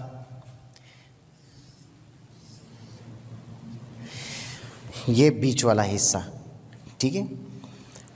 टू एंड्स जिसे एपिफेसिस कहते हैं, और बीच में ये जो जगह है इसको कहते हैं शेफ्ट। हमने एक लॉन्ग बोन को उठाया, आंखों से उसको देखा, तो इसमें हमें क्या क्या नज़र आया? टू एंड्स जिसे एपिफेसिस कहते हैं, और एक दरमियानी हिस्सा जिसे शेफ्ट कहते हैं, ठीक है। पहले हम बात करते हैं कि ये शिफ्ट क्या है, इसमें कौन कौन से फीचर हैं, इसमें क्या क्या होते हैं, इसका काम क्या होता है, ठीक है। शिफ्ट के बाद फिर बात करते हैं टू एंड्स पे, ठीक है, एपिफेसिस पे बात करते हैं। जब हम बोन का ग्रास स्ट्रक्चर देखते हैं तो बोन में हमें टू एंडिंग पॉइंट जिसे एपिफेसिस कहते हैं और एक दरमियानी हिस्सा जिसे शेफ्ट कहते हैं, ठीक है, ये नज़र आता है। अब देखते हैं कि शेफ्ट में कौन कौन से फीचर हैं, कौन कौन से पार्ट्स हैं, या इसका फंक्शन क्या है, ये किस चीज़ से बना है। देखें, shaft composed of periosteum, cortex and medullary cavity. एक शेफ्ट बना होता है 3 हिस्सों से, ठीक है, जैसा कि पीरियास्टियम है, कॉर्टेक्स है, मेडुलरी कैविटी है। ये जो सबसे आउटर लेयर है, ठीक है, ये एक मेम्ब्रेन दिया हुआ है, ये एक सख्त दीवार जो है इसको कहते हैं पीरियास्टियम, ठीक है। इसके नीचे जो ये खाली जगह मैंने छोड़ा है इसको कहते हैं कॉर्टेक्स या कॉम्पैक्ट बोन, ठीक है। सबसे इंटरनली जो एरिया है इसको कहते हैं मेडुलरी कैविटी। पहले हम जानेंगे कि पीरियास्टियम क्या है, इसके बाद कॉर्टेक्स क्या है, फिर जानेंगे कि मेडुलरी कैविटी क्या होती है, ठीक है। तो लेक्चर को तवज्जो से सुने। अच्छा, ये पीरियास्टियम जो है शिफ्ट का फर्स्ट पार्ट क्या है? पीरियास्टियम। पीरियास्टियम क्या है? It is a thick fibrous membrane. ये एक मोटा लेयर है, फाइब्रस मेम्ब्रेन है, ठीक है। ये देखें, ये जो सबसे आउटर कवरिंग है ये क्या है? ये पीरियास्टियम है, ये फाइब्रस मेम्ब्रेन है, थिक फाइब्रस मेम्ब्रेन है, जो कि आपके बोन को क्या करता है? डांप लेता है, कवर करता है, which cover the outer surface of the bone, ठीक है। इसके बाद देखें, it's made up of an outer fibrous layer and cellular layer inside. ये बाहर से बना है किस चीज़ से? फाइब्रस लेयर से, जबकि इंटरनली इनसाइड ये बना है सेलुलर लेयर से। सेलुलर लेयर से बना है तो इसका मतलब ये है कि ये नेचर में, ये फितरती तौर में ये क्या है? ये नेचर में ऑस्टियोजेनिक है। ऑस्टियोजेनिक इन नेचर मतलब यहाँ पे ऑस्टियोजेनेसिस होती है, बोन के सेल्स बनते हैं, ठीक है। इसके बाद देखें, periosteum is united to the underlying bone by Sharpey's fibre. और ये जो पीरियास्टियम है, ठीक है, ये पीरियास्टियम है, इसके नीचे जो बोन्स आते हैं ये इसको आपस में जुड़े रखता है, कनेक्ट रखता है with the help of Sharpey's fibre. ये शार्पीज फाइबर क्या हैं? ये शार्पीज फाइबर हमारे पास मैट्रिक्स ऑफ कनेक्टिव टिश्यू है जिसमें कोलेजन टाइप 1 फाइबर होते हैं, टाइप 1 कोलेजन फाइबर्स होते हैं जो कि पीरियास्टियम को बोन के साथ अटैच रखने में, कनेक्ट रखने में हेल्प देता है, ठीक है, जिसकी वजह से ये क्या है? ये आपस में कनेक्ट रखता है, होल्ड रखता है, ठीक है। At the articular border the periosteum is attached with the capsule of joint. ये पीरियास्टियम जो है आर्टिकुलर बॉर्डर पे जाके किससे अटैच होता है? Capsule of the joint. देखें, ये जो 2 लाइन मैंने ड्रा की है ये कैप्सूल ऑफ फाइबर्स हैं, ठीक है। तो ये पीरियास्टियम जाके इस बॉर्डर पे, ठीक है, आर्टिकुलर बॉर्डर जहाँ पे आर्टिकुलेशन होती है, ठीक है, ये आर्टिकुलर बॉर्डर है, तो यहाँ पे जो कैप्सूल है इसके साथ जाके अटैच है, ठीक है। इसके बाद देखें, periosteal arteries nourish the cortex. इसमें कुछ होल्स हैं जिसके अंदर आर्टरीज मूव करती है। ये आर्टरीज, ये जो एरिया है कॉर्टेक्स है, ठीक है, इसको न्यूट्रिएंट सप्लाई करती है, ब्लड सप्लाई करती है, और इसके साथ साथ इनहेज रिच नर्व सप्लाई। और ये पीरियास्टियम जो है, ठीक है, ये क्या है? यहाँ पे नर्व सप्लाई बहुत ज़्यादा मकदार में होती है, ठीक है। दैट्स वाई ये मोस्ट सेंसिटिव पार्ट है। किसी को अगर बोन पे चोट लगे तो बहुत शदीद दर्द होता है। क्यों? क्योंकि ये रिच विद नर्व सप्लाई, इसको नर्व सप्लाई बहुत बड़ी मिकदार में होती है, तो इसलिए ये काफ़ी पेनफुल होता है, सेंसिटिव होता है। पेरियास्टम के बाद ये वाला हिस्सा जो है इसे कहते हैं cortex. Cortex is made up of compact bone. ये किस चीज़ से बना है? कॉम्पैक्ट बोन से।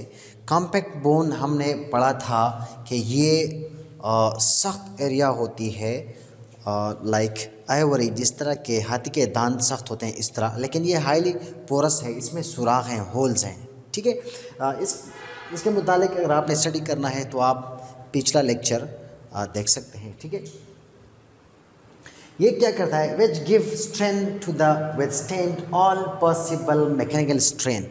ये आपके बोन को पावर देता है ताकि वो स्ट्रेन को यानी तनाव को बर्दाश्त कर सकें। ठीक है, क्या कर सकें? इस पर जो टेंशन पड़ता है, जो प्रेशर पड़ता है, इसके मुतालिक ख़ुद को एडॉप्ट करें और उसको बर्दाश्त करें।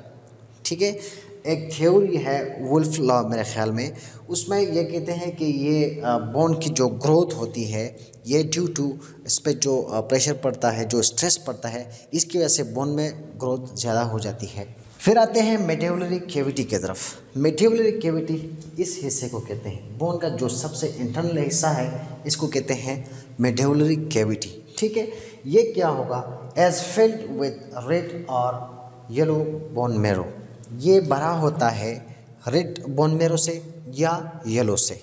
रेड कब होता है और येलो कब होता है?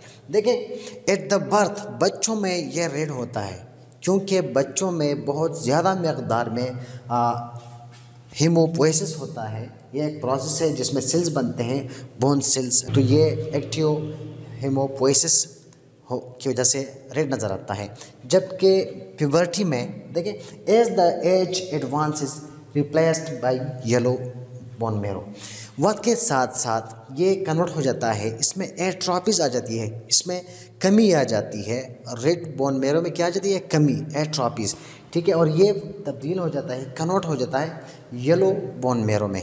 येलो इसलिए दिखता है कि वहाँ फैटी मटेरियल्स आते हैं जिसकी वजह से ये येलो दिखता है। ठीक है, और फिर देखें स्टर्नम में, स्टर्नम जो रिब खेज में जो स्टर्नम है बीच में, ठीक है, स्टर्नम में, एलियक क्रेस्ट में, वर्टिब्रा में और स्कल बोन्स में थ्रू आउट द लाइफ ये बोन मैरो जो होता है रेड रहता है। ठीक है, विदाउट एक्टिव हीमोपोएसिस। शेफ्ट के बाद अब बात करते हैं 2 इंच पे। ये वाला जो हिस्सा है इसको कहते हैं एपिफेसिस। ठीक है, एपिफेसिस देखें, the 2 end of long bone, यानी कि ये वाला हिस्सा और ये वाला हिस्सा, इसको कहते हैं epiphysis. It's made up of cancellous bone. ये कैंसलस बोन से बना होता है। हमने कैंसलस बोन पे काफ़ी डिटेल से पढ़ा था, आप पिछले लेक्चर में देख सकते हैं। मतलब स्पंजी बोन से ये क्या है? ये बना है। ये एपिफेसिस कैंसलस बोन से बना है जो कि लॉन्ग बोन का 2 इंच होता है। ठीक है, कवर्ड विद हाइलिन कार्टिलेज, और इसको एक कार्टिलेज ने कवर किया हुआ है। ठीक है, ये इसके ऊपर एक कार्टिलेज इस तरह गई है और यहाँ पे उसको कहते हैं हाइलिन कार्टिलेज। आज हम बात करेंगे पार्ट्स ऑफ यंग बोन। इससे पहले जो लेक्चर था वो gross structure of adult bone था। मतलब ये कि एक मैच्योर बोन को हम आंखों से स्टडी करेंगे इसमें। ठीक है, उसको ग्रॉस स्ट्रक्चर स्टडी कहते हैं। तो आज क्या करेंगे? यंग बोन स्टडी करेंगे। अभी ये मैच्योर नहीं है, अभी ये पूरा बना नहीं है, इसको हम स्टडी कर रहे हैं। इसमें हमें क्या क्या नज़र आता है वो देखें। A typical long bone ossify in 3 parts. एक लॉन्ग बोन जो है आम तौर पर जनरली ओसिफाई होता है, मतलब बनता है। यहाँ से ओसिफाई का मतलब बोन का बनना, स्टार्टिंग यानी इनिशियल स्टेज होती है। ठीक है, यहाँ बोन बनता है, अभी बोन मैच्योर नहीं है, बोन बन रहा है, इसको ओसिफाई कहते हैं। जब बोन ओसिफाई होता है तो 3 पार्ट्स इसमें होते हैं। ठीक है, 3 parts. The 2 ending from secondary centre. 2 ending points होंगे, एक ये वाला सिरा, एक ये वाला सिरा, जो कि शुरू होता है सेकेंडरी सेंटर से, और एक the intervening shaft from a primary centre, और एक शेफ्ट होगा यानी कि ये बीच वाला हिस्सा, ठीक है, इसको शेफ्ट कहते हैं। ये शुरू होता है, ये बनता है प्राइमरी सेंटर से। ठीक है, देखें ये एक यंग लॉन्ग बोन है, अभी मैच्योर नहीं है। ठीक है, ये 2 एंडिंग्स हैं, इसको कहते हैं एपिफेसिस। ये एपिफेसिस शुरू कहाँ से होता है? ये शुरू होता है इस जगह से, इसको कहते हैं सेकेंडरी सेंटर।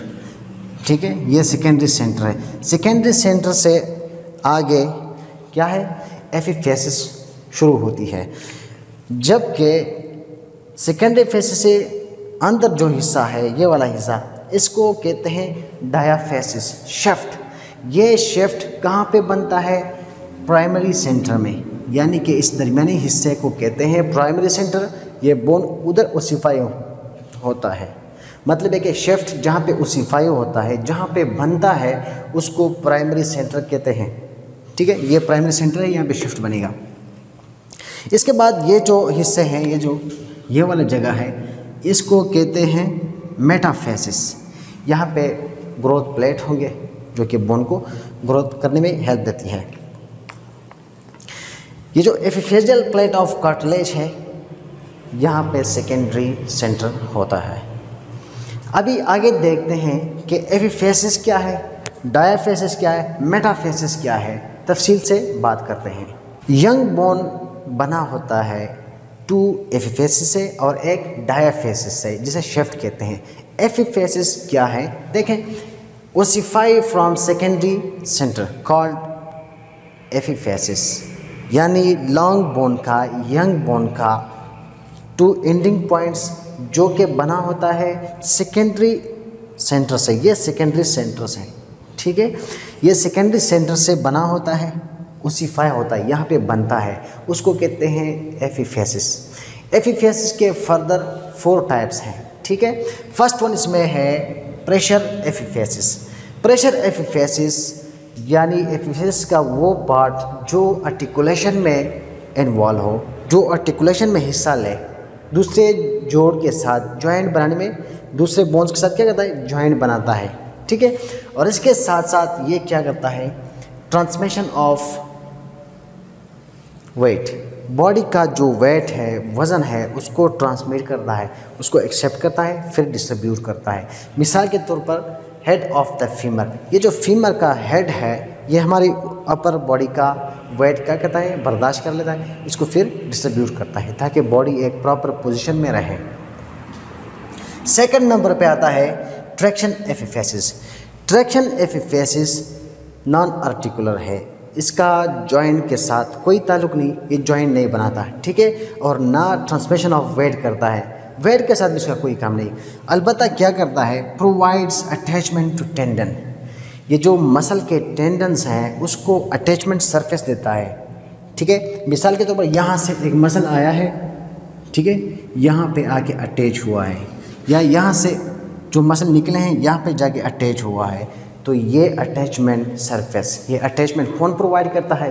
ये ट्रैक्शन एपिफेसिस प्रोवाइड करता है। फीमर बोन है, इसके साइड पे ये जगह देखें, ये क्या है? ये ट्रोकेंटर ऑफ फीमर है जो कि अटैचमेंट सरफेस प्रोवाइड करता है। ठीक है, ये ट्रैक्शन एपिफेसिस है। थर्ड नंबर पे एटावेस्टिक एपिफेसिस है। ये वो बोन्स होते हैं एपिफेसिस के जो लॉज इट्स इंडिविजुअल आइडेंटिटी, इसकी अपनी पहचान बाद में जाके ख़त्म हो जाती है। पहले होती है लेकिन बाद में जाके ये फ्यूज़ हो जाता है दूसरे बोन में। इसका एग्जांपल क्या है? कोरिकॉइड प्रोसेस ऑफ स्केपुला। ये जो कोरिकॉइड प्रोसेस है और ये जो स्केपुला है, ये इसमें जाके क्या होता है? फ्यूज़ हो जाता है, मतलब इसकी अपनी पहचान ख़त्म हो जाती है।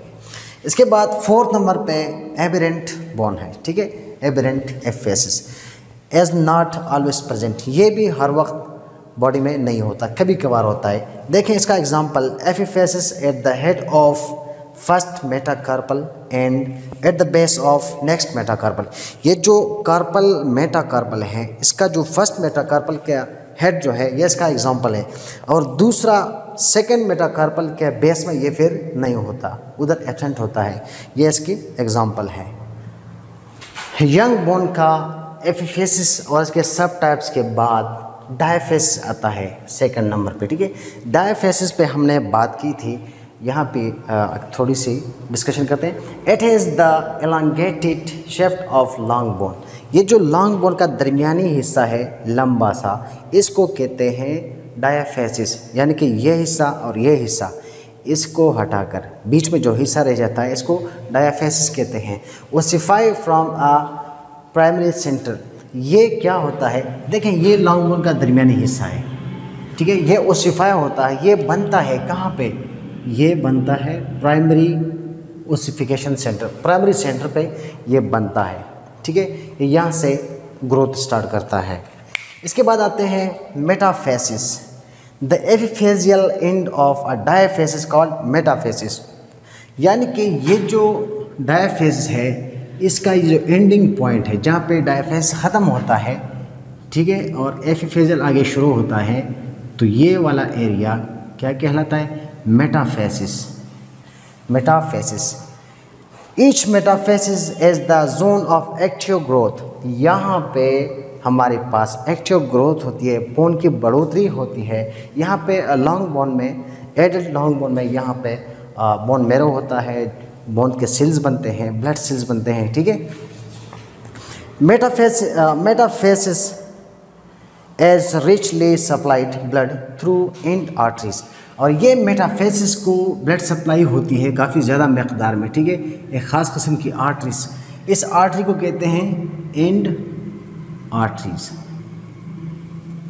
ये एंड आर्टरीज देखें, यहाँ पे जो एंड आर्टरीज है, बच्चों में जो ऑस्टियोमाइलाइटिस की शिकायत होती है वो ज़्यादातर यहाँ से अटैक होती है। यहाँ पे बैक्टीरिया आसानी से एंटर होती है और ट्रैप कर जाती है, तो फिर बच्चों को क्या होता है, ऑस्टियोमाइलाइटिस। बाद में जाके ये एपिफेजियल और डायफेजियल फ्यूजन हो जाए, आपस में मिल जाए, तो फिर ये सिस्टम ख़त्म हो जाता है, ये एंड आर्टरीज ख़त्म हो जाते हैं, तो फिर ये ऑस्टियोमाइलाइटिस का चांसेस ख़त्म हो जाता है। ये जो एंड आर्टरीज हैं, ठीक है, ये क्या बनाता है, ये फॉर्मिंग हेयर पिन बैंड, ये इस तरह का एक बैंड बनाता है, ठीक है। इस एरिया में ये हेयर बैंड बनाते हैं जो फीमेल यूज़ करते हैं अपने बालों के लिए, इस तरह का एक स्ट्रक्चर बनाता है, ठीक है। After the epiphyseal fusion vascular communication are established. जब ये डायफेसिस और एफेसिस आपस में फ्यूज हो जाते हैं, मिल जाते हैं, तो ये एंड आर्टरीज ख़त्म हो जाते हैं, तो फिर क्या हो जाता है, फिर ये एक प्रॉपर वस्कुलर सप्लाई हो जाती है इसको, और यहाँ पे बैक्टीरिया की अटैक भी कम हो जाती है, इन्फेक्शन भी फिर कम हो जाती है। इसके बाद चौथे नंबर पे यानी कि लास्ट नंबर पे एपिफेजियल प्लेट आता है। एपिफेजियल प्लेट देखिए, इट सेपरेट्स एपिफेसिस फ्रॉम मेटाफेसिस। ये प्लेट यहाँ ये बीच में होता है, ये जो कलर है इसको एपिफेजियल प्लेट कहो, ठीक है। ये एपिफेजियल प्लेट एपिफेसिस को और मेटाफेसिस को आप आपस में मिलने नहीं देती, इसको सेपरेट रखती है, जुदा जुदा रखती है, अलग रखती है, ठीक है। और इसके साथ साथ क्या क्या होता है, proliferation of cell in this cartilaginous plate. ये जो कार्टिलेजिनस प्लेट है, एपिफेजियल प्लेट है, यहाँ पे प्रोलिफरेशन ऑफ सेल होती है, मतलब रैपिडली इंक्रीजिंग ऑफ सेल होती है। दैट्स व्हाई ये रिस्पॉन्सिबल है, इसकी वजह से क्या है, ये बोन को लेंथ वाइज ग्रोथ करने में हेल्प करता है, इसकी वजह से बोन की लंबाई में इजाफा हो जाता है, ठीक है। और ये एपिफेजियल प्लेट अपना खुराक जो है, न्यूट्रिएंट्स जो है, ये मेटाफेसिस से भी लेता है और एपिफेसिस से भी लेता है। बाद में जाके जब क्या होता है, वक्त के साथ साथ बोन मैच्योर हो जाता है, तो ये मेटाफेसिस और एपिफेसिस आपस में फ्यूज हो जाते हैं, तो यहाँ पे जो ग्रोथ होता था लेंथ वाइज, लंबाई में जो बोन की ग्रोथ होती थी वो स्टार्ट हो जाती है, ठीक है। और ये अपना खुराक एपिफेसिस से और मेटाफेसिस से लेता है। आज हमारा टॉपिक होगा blood supply of bone, long bone के बारे में, यानी कि बोन्स के बारे में हमने इसका स्ट्रक्चर देखा, क्लासिफिकेशन देखा, फंक्शंस वाइज को देखा, डेवलपमेंटल इसकी हिस्ट्री देखी। तो आज बात करते हैं ब्लड सप्लाई की। एक लॉन्ग बोन को ब्लड सप्लाई 4 तरीक़ों से होती है, 4 रास्तों से होती है, 4 रास्तों से, ठीक है। एक होता है इसमें न्यूट्रेंट आर्टरी, ये आपके बोन को ब्लड सप्लाई करता है। इसके साथ पेरियास्टल आर्टरी हैं, एफेजल आर्टरी है और मेटाफेजल आर्टरी है। पहले आर्टरीज को डिफाइन करने से पहले मैं चाहता हूं कि आपको इसका छोटा सा रिव्यू दे दूं। ये एक लॉन्ग बोन है, ठीक है, लॉन्ग बोन, ये इसका हेड है, ठीक है। लॉन्ग बोन यहाँ पे एक प्लेट होती है जिसे कहते हैं ग्रोथ प्लेट या ग्रोथ कार्टिलेज। ये ग्रोथ कार्टिलेज से बोन की लंबाई लेंथ वाइज इसमें बढ़ोतरी आती है, बढ़ता है, ठीक है। इस लॉन्ग बोन को 4 तरीक़ों से यानी कि 4 रास्तों से क्या होता है, ब्लड सप्लाई होती है। एक है न्यूट्रेंट आर्टरी जो कि शिफ्ट में होता है, ठीक है। ये लॉन्ग बोन का दरमियानी हिस्सा है, ठीक है। ये न्यूट्रेंट आर्टरी यहाँ से एंटर होती है, यहाँ पे एक होल होता है, एक सुराख होता है जिसे फोरामेन कहते हैं, न्यूट्रेंट फोरामेन। इस न्यूट्रेंट फोरामेन की वजह से इसे न्यूट्रेंट आर्टरी कहते हैं, ठीक है, जो कि एंटर होती है किस तरफ से, न्यूट्रेंट फोरामेन से। लेकिन ये जब एंटर होती है तो यहाँ सीधी नहीं जाती बल्कि ये यूँ चल जाती है, ओब्लिकली जाती है, ओब्लिकली जाती है और फिर ये आर्टरी एंटर होती है कहाँ पे, मेडुलरी कैविटी में। इस कैविटी में ये फिर असेंडिंग और डिसेंडिंग जाती है, यानी कि ऊपर जाती है और नीचे जाती है। जब ये थोड़ा आगे जाती है तो ये 2 रास्तों में तकसीम होती है, लाइक दिस, ठीक है, इस तरह। इसके साथ साथ यहाँ पे एक और आर्टरी है जिसे कहते हैं एपिफेजियल आर्टरी, ठीक है। यहाँ पे एक आर्टरी है, इसे कहते हैं मेटाफेजियल आर्टरी, ठीक है। मेटाफेजियल आर्टरी, एपिफेजियल और न्यूट्रेंट आर्टरी। इसके अलावा एक और आर्टरीज हैं जो कि यहाँ पे छोटे छोटे आर्टरीज हैं, ठीक है।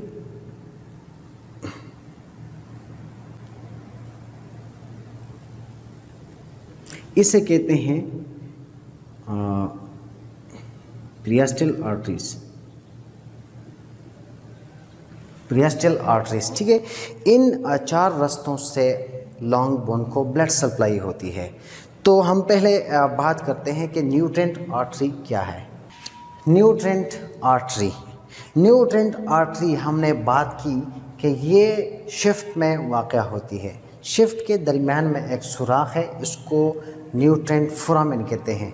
इस फोरामेन मतलब सुराख, इस सुराख के ज़रिए बोन को खुराक जाता है, न्यूट्रेंट सप्लाई होती है। तो इसी वजह से इसको क्या कहते हैं, न्यूट्रेंट आर्टरी। देखें, it enters the shift through nutrient foramen. कहने का मतलब ये है कि ये एंटर होता है, ये आर्टरी एंटर होती है एक रास्ते से, इसे क्या कहते हैं, शिफ्ट में न्यूट्रेंट आर्टरी से। ये बोन का शेफ्ट है, दरमियानी हिस्सा है, इसमें एक सुराख है न्यूट्रेंट फोरामेन।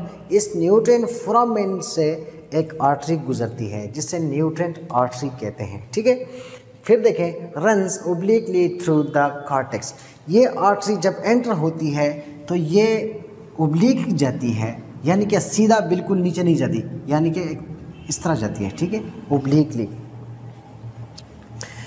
जब ये यहाँ पे एंटर होती है तो फिर ये फर्दर डिवाइड हो जाती है 2 आर्टरीज में।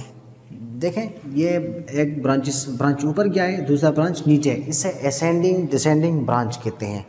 जब ये यहाँ कॉर्टेक्स में ओब्लिकली एंटर हो, फिर मेडुलरी कैविटी तक पहुँच जाए, मेडुलरी कैविटी में फिर ये डिवाइड होता है 2 ब्रांच में, एक डिसेंडिंग एक असेंडिंग।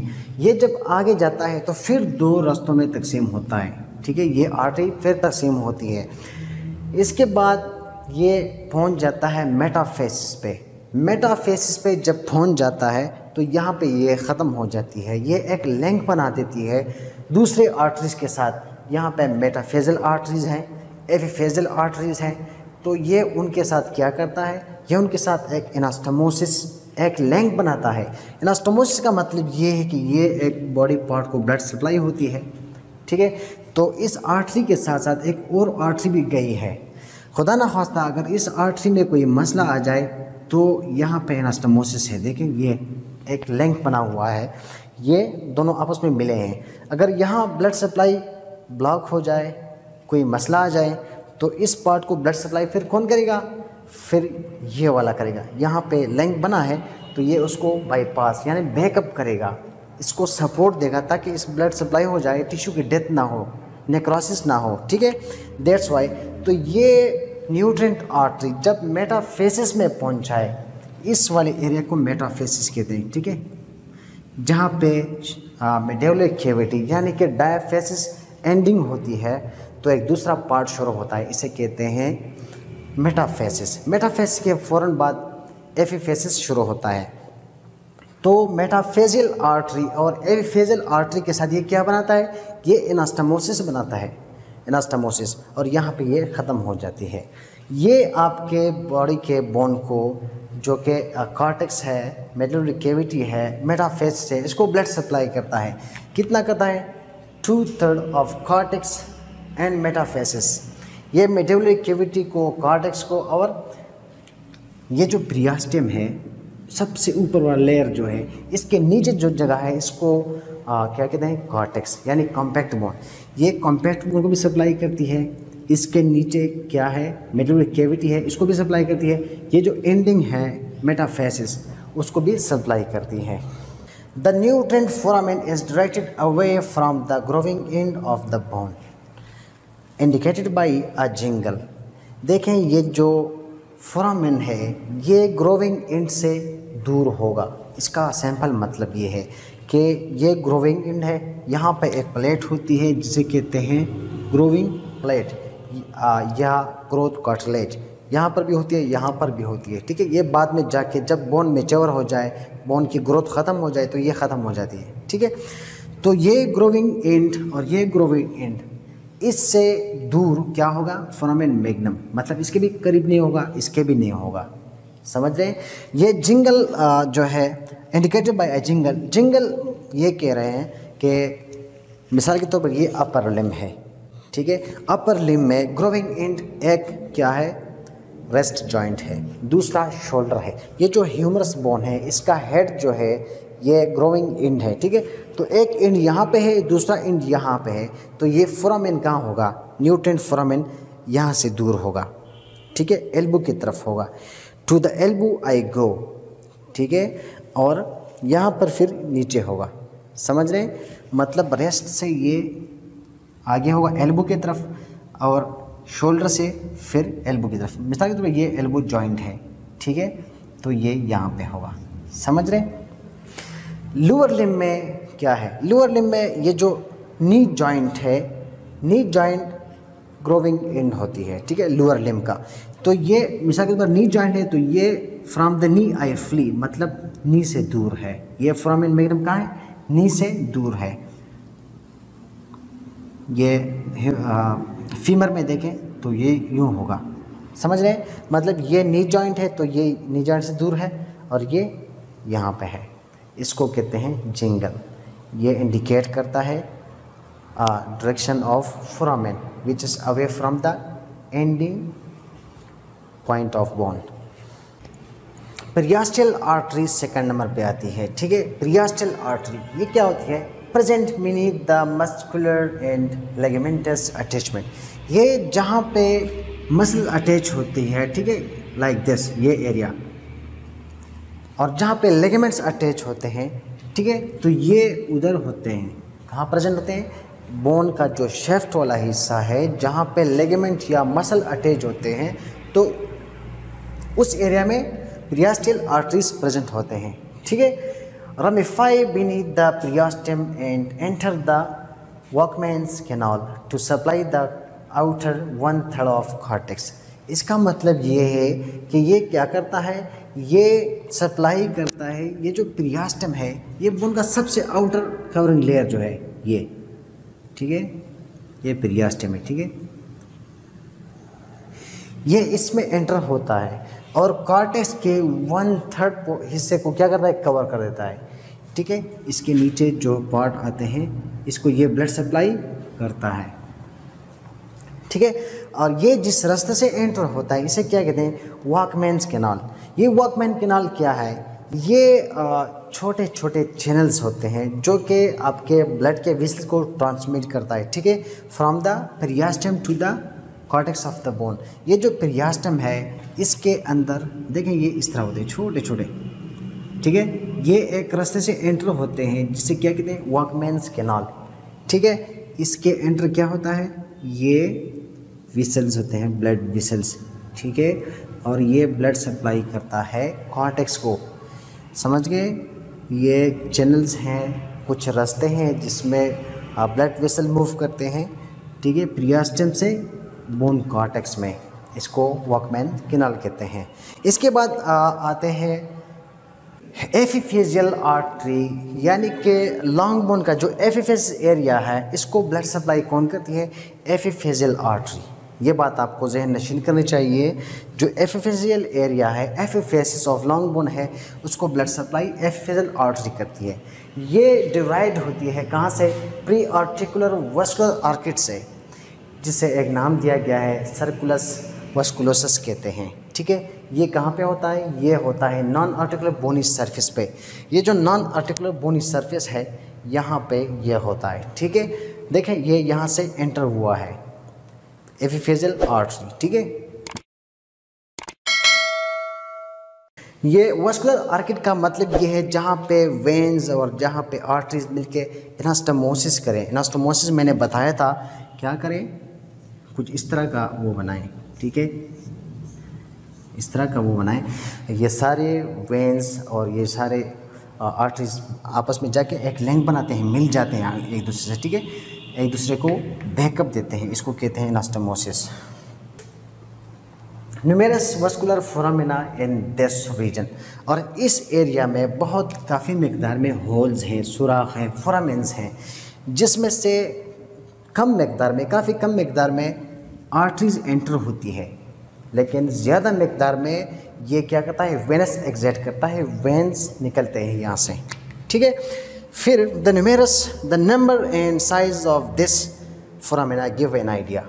ये जो एरिया है जहाँ पे जो होल्स हैं, फोरामिना है, ये हमें नंबर और साइज़ की वजह से एक आइडिया देता है कि ये जो बोन का दोनों एंडिंग है इनमें से कौन से में वस्कुलरिटी ज़्यादा है, ठीक है।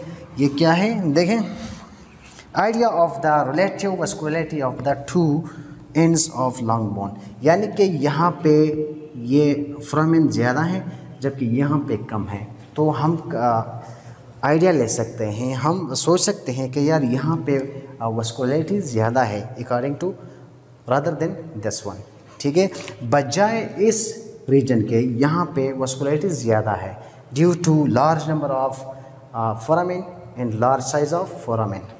इसके बाद आता है मेटाफेजियल आर्टरी, यानी कि बोन का जो ये मेटाफेसिस है, एपिफेसिस डायफेसिस, इसके बीच में मेटाफेसिस। समटाइम यहाँ पे ग्रोथ प्लेट होता है, जब बोन ग्रोविंग पोजीशन में हो, ग्रो कर रहा हो, ग्रोविंग के बाद मैच्योर होने के बाद ये क्या होता है, यहाँ से ये प्लेट ख़त्म हो जाती है, तो ये एरिया में जो जगह है, ठीक है, इसको मेटाफेसिस कहते हैं। इसको मेटाफेजियल आर्टरी सप्लाई करती है, जो कि ये हैं, ये डिराइव करती है कहाँ से, नाइबरिंग विसल सिस्टम से, ठीक है, ये नाइबरिंग सिस्टेमिक विसल से डिराइव करती है। इसके साथ साथ देखेंगे डायरेक्टली एंटर होते हैं मेटाफेसिस में, ठीक है। यहाँ पर आके फिर ये क्या करता है, ये रेनफोर्स करता है। रेनफोर्स का मतलब ये है कि ये स्ट्रेंथ देता है, pass into the metaphysis and reinforce the metaphyseal branch. ये डायरेक्टली एंटर होती है मेटाफेजियल में, ठीक है। मेटाफेसिस में एंट्रिंग के बाद ये क्या करता है, रेनफोर्स स्ट्रेंथ देता है किसको, मेटाफेजियल ब्रांच को, from the primary nutrient artery, ठीक है, ये इसको स्ट्रेंथ देता है from the primary nutrient artery से, ठीक है। देखें ये जो मिनिएचर लॉन्ग बोन है इसमें इन्फेक्शन की चांसेस ज़्यादा होती है, क्यों, क्योंकि यहाँ पे न्यूट्रेंट आर्टरी होती है शेफ्ट में। न्यूट्रेंट आर्टरी जब एंटर होती है तो वो काफ़ी मकदार में तकसीम हो जाती है, ठीक है। इसी वजह से यहाँ पे बैक्टीरिया का अटैक करना, ट्रैप होना ईजिली होता है, तो इस वजह से ये मोर सब्जेक्टेड टू ऑस्टियोमाइलाइटिस, जब ये आर्टरीज क्लोज हो जाते हैं, जब बोन ग्रोविंग स्टेज से निकल जाता है, ठीक है, मैच्योर हो जाता है, तो फिर ये चेंज हो जाते हैं किस में, प्रियास्टल आर्टरीज में। तो यहाँ पे फिर इन्फेक्शन की चांसेस कम रह जाती है। आज हम डिस्कस करेंगे nerve supply of bone.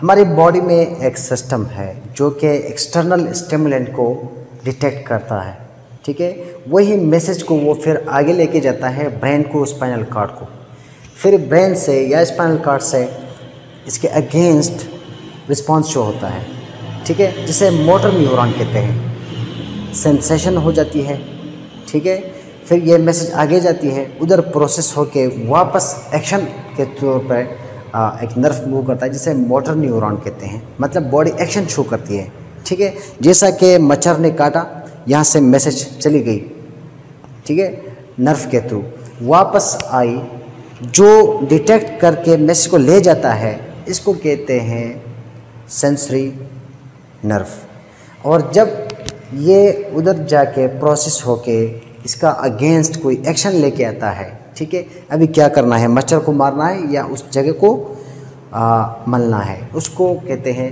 Motor nerve या मोटर न्यूरॉन, ठीक है। ये सिस्टम बोन में किस तरह होता है अभी डिस्कस करते हैं। हमने बात की थी कि लॉन्ग बोन को ब्लड सप्लाई होती है 3 रास्तों से, ठीक है। इसमें फर्स्ट वन था, मिसाल के तौर पर यहाँ पे ये एपिफेजियल है, तो यहाँ पे एपिफेजियल आर्टरीज थी, ठीक है, ये यहाँ से एंटर होती है। इसके साथ साथ यहाँ पे न्यूट्रेंट फोरामेन था, जहाँ से न्यूट्रेंट आर्टरी अंदर मूव करती है, और फिर जाके यहाँ पे एक और एरिया है, ठीक है, इसे कहते हैं मेटाफेसिस। इस मेटाफेसिस को मेटाफेजियल आर्टरी ब्लड सप्लाई करती है, ठीक है। तो उन्हीं रास्तों से नर्व सप्लाई भी हो जाती है बोन को, ठीक है, जो कि ये ह्यूमन बॉडी का जो ये कॉम्पैक्ट बोन है, ये मेडुलरी कैविटी वाला ये कॉम्पैक्ट बोन जो है, ये एरिया ये बहुत सेंसिटिव होता है, क्योंकि यहाँ पे ब्लड सप्लाई काफ़ी मकदार में होती है, तो नर्व सप्लाई बहुत ज़्यादा मकदार में होती है। ये प्रियास्टल आर्टरी, इस एरिया में ब्लड सप्लाई भी ज़्यादा होती है, नर्व सप्लाई भी ज़्यादा होती है, दैट्स वाई ये काफ़ी सेंसिटिव होता है, ठीक है। और इसको जो ब्लड सप्लाई करते हैं ये मोस्टली सेंसरी होते हैं और इसके साथ साथ सिंपैथेटिक होते हैं। नर्व सप्लाई ऑफ बोन पे बात कर रहे थे, ये देखें, nerve accompany the blood whistles, ये मिला होता है, ये ब्लड विसल के साथ साथ एंटर होता है, ठीक है। Most of them sympathetic and motor vasomotor in function. इसमें ज़्यादातर क्या है, सिंपैथेटिक हैं। सिंपैथेटिक मतलब जब आपकी बॉडी एबनॉर्मलिटी की तरफ चली जाए, यानी कि आपके मिसाल के तौर पर बॉडी में टेम्परेचर बढ़ रहा है, ठीक है, टेम्परेचर बढ़ रहा है, तो इसको वापस नॉर्मल करने के लिए सिंपैथेटिक नर्व एक्टिव होते हैं। आपको स्वेटिंग शुरू हो जाएगी, ठीक है, जब स्वेटिंग शुरू हो जाएगी, पसीना आएगा, तो आपकी बॉडी क्या होगी, आपकी बॉडी वापस टेम्परेचर नॉर्मल पोजीशन पे आ जाएगी, ठीक है। ये सिंपैथेटिक नर्व का काम है। तो बोन को जो नर्व सप्लाई होती है वो ज़्यादातर क्या है, सिंपैथेटिक नर्व है। इसके साथ साथ वेजोमोटर है। वेजोमोटर का मतलब ये है कि ये डायलेशन करता है, ठीक है, डायलेशन ऑफ आर्टरीज। तो इसका फंक्शन क्या होगा, सिंपैथेटिक है और वेजोमोटर इन फंक्शन है। A few of them are sensory which are distributed to the articular end. इसमें कुछ नर्व ऐसे हैं, ठीक है, थोड़े मकदार में नर्व ऐसे हैं जो कि सेंसरी हैं, ठीक है, क्या है, सेंसरी है, और जो डिस्ट्रीब्यूट है इस एरिया पे, ये जो आर्टिकुलर सरफेस है, ठीक है, जहाँ पे क्या होता है, आर्टिकुलेशन होती है, दूसरे बोन के साथ जोड़ बनता है, तो यहाँ पे जो नर्व सप्लाई करती है वो सेंसरी होगी, ठीक है। इसके साथ साथ पेरिस्टेम ऑफ लॉन्ग बोन, ये डायफेसिस का ये वाला एरिया, ऊपर वाला हिस्सा, ये जो पेरिस्टल आर्टरीज सप्लाई होती है, इसके अंदर पेरियास्टल आर्टरीज के साथ साथ नर्वस सप्लाई होती है, तो ये एरिया भी सेंसरी होगा।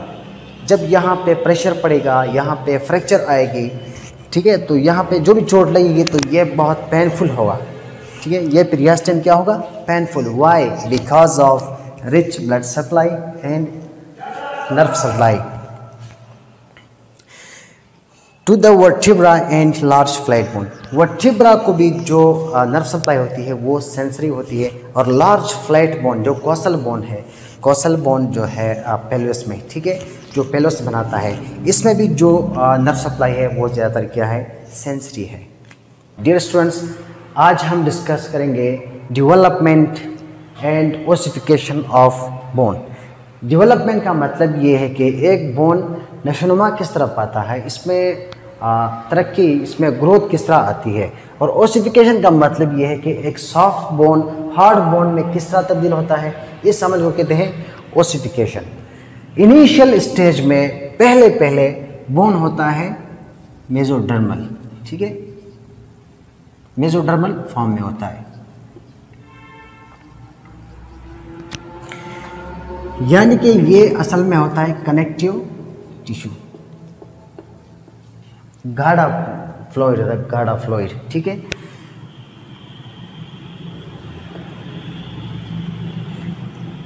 ये वक्त के साथ साथ फिर कन्वर्ट होता है बोन में। ये जब इसकी कन्वर्जन होती है, ये कन्वर्ट होता है यानी कि तब्दील होता है, इस प्रोसेस को कहते हैं इंट्रा मेम्ब्रेनियस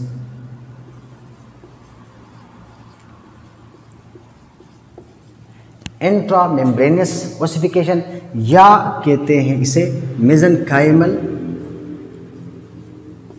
ओसिफिकेशन।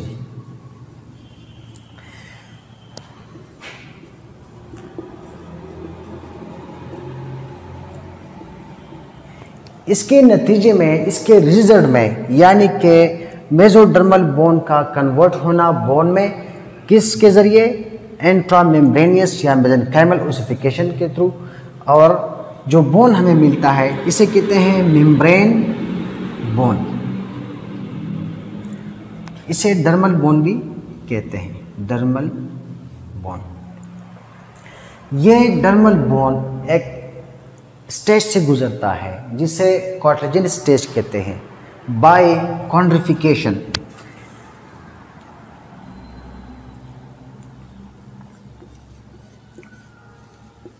कॉन्ड्रिफिकेशन वो अमल होता है जिसमें एक बोन कार्टिलेज बनता है। एक बोन से क्या बनता है? कार्टिलेज, ठीक है। और इस प्रोसेस को, इस अमल को क्या कहते हैं? एंडोकॉन्ड्रल ओसिफिकेशन या इंट्राकार्टिलेजिनस ओसिफिकेशन।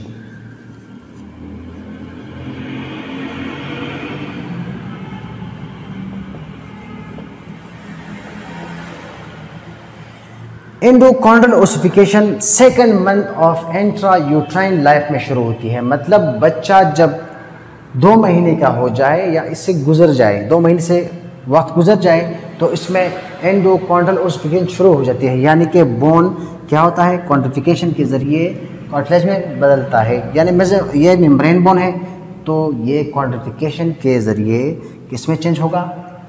कार्टिलेज में, ठीक है। एक बोन की ओसिफिकेशन कहाँ पे होती है? ओसिफिकेशन 2 पॉइंट्स पे होती है। एक है प्राइमरी ओसिफिकेशन, ठीक है, जिसे कहते हैं primary centre of ossification. Primary centre of ossification, ये प्राइमरी सेंटर ऑफ ओसिफिकेशन जब बच्चा इंट्रा यूट्राइन लाइफ में 8 वीक का हो जाए, यानी कि बच्चा अभी यूट्रस में है और इसकी उम्र कितनी है? 8 वीक, तो इसमें ये primary centre of ossification develop होती है। देखिए ये एक मेसोडर्मल बोन है, ठीक है, ये गाढ़ा फ्लूइड है, अभी फ्लूइड है, तो ये कन्वर्ट होगा बोन में। इसे क्या कहते हैं? इसे कहते हैं इंट्रामेम्ब्रेनियस या मेसेंकाइमल ओसिफिकेशन। जब ये बोन में कन्वर्ट होगा तो उस बोन को कहते हैं मेम्ब्रेन बोन, ठीक है। और मेम्ब्रेन बोन के बाद क्या होता है? 8 वीक के उम्र में यहाँ पे primary centre of ossification develop हो जाती है। यहाँ से बोन फिर आहिस्ता आहिस्ता ग्रोथ करता है, इसको ब्लड सप्लाई यहाँ पे होती है, ठीक है। इसके बाद पैदाइश के बाद फिर यहाँ पे सेकेंडरी ओसिफिकेशन डेवलप होती है। सेकेंडरी ओसिफिकेशन, ये सेकेंडरी ओसिफिकेशन पैदाइश के बाद डेवलप होती है। तो फिर बोन यहाँ से सेकेंडरी ओसिफिकेशन से और प्राइमरी सेंटर ऑफ ओसिफिकेशन से क्या करता है, ग्रोथ करता है। 25 साल की उम्र में ये सेकेंडरी ओसिफिकेशन फिर ख़त्म हो जाती है, मतलब उस वक्त ये बोन फिर इस पोजीशन में होगा। देखें ये एक बोन है, ठीक है। तो यहाँ पे ये क्या है, सेकेंडरी ओसिफिकेशन है। ये सेकेंडरी ओसिफिकेशन 25 साल की उम्र में ख़त्म हो जाती है। ये बोन यानी कि ये डायफेसिस और एपिफेसिस आपस में फ्यूज हो जाते हैं, एक ही बोन बन जाता है। जब ये सेकेंडरी ओसिफिकेशन यहाँ पे ख़त्म हो जाती है, ये बोन फ्यूज हो जाता है, इसका मतलब है कि बोन की ग्रोथ स्टॉप हो गई, ठीक है। ये सेकेंडरी ओसिफिकेशन सेंटर आपके बोन को लेंथ वाइज ग्रोथ करने में हेल्प देता है। बोन की लंबाई कौन बढ़ाता है, सेकेंडरी ओसिफिकेशन। यहाँ पे सेल मल्टीप्लिकेशन होती है और बोन लंबाई के लिहाज से बढ़ जाता है। और ये सेकेंडरी ओसिफिकेशन जो है सेंटर जो है, ये बोन का कौन सा हिस्सा बनाता है, एपिफेसिस पार्ट बनाता है,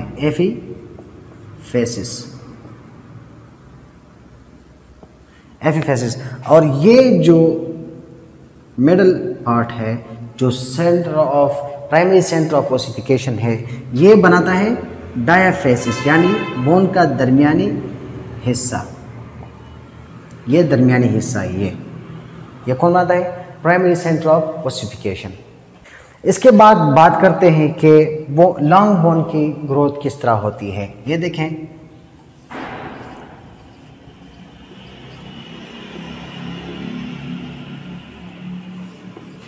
ग्रोथ ऑफ लॉन्ग बोन।